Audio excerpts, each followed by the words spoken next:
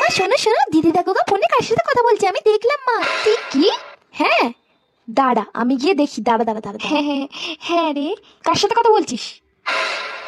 মা পূজা। পূজা? কই দেখি দেখি, হ্যাঁ দে তো ফোনটা দেখি। হ্যালো, কে বলছো? ও পূজা, আচ্ছা নাও নাও নাও, কথা বলো কথা বলো, এনে ধর। মা তুমি কি আমাকে এতটুকু বিশ্বাস করো না মা? না মা, তোমাকে আর বিশ্বাস করি না।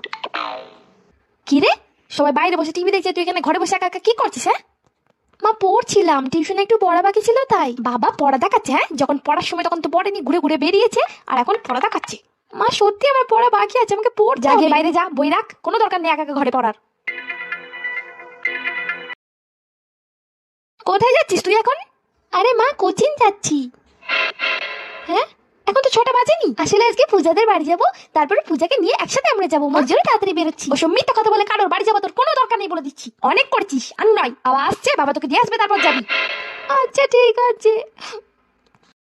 বন্ধুর বাড়ির নাম করে যাবে তো কোথায় না কোথায় ঘুরে বেড়াবে। হ্যাঁ কি যে বলো না তুমি, ওই মেয়েকে রেখে কেউ যায় নাকি? হ্যাঁ ওকে একা একা বাড়িতে রেখে যাবো দেখি না কি করে বসবে? কেন ভুলে গেলে মান সম্মানটা আমাদের কিভাবে ডুবিয়েছিল সে? ওই মেয়েকে একা রেখে কোনো বিশ্বাস আছে নাকি? কেউ যায় নাকি? আমার দরকার নেই বাপের বাড়ি যাওয়ার। কোথাও যাবো না আমি, কোথাও যাওয়ার দরকার নেই, আমি এখানেই ঠিক আছি জানো না। ওই মেয়েকে একা রেখে আমি কোথাও যাচ্ছি না।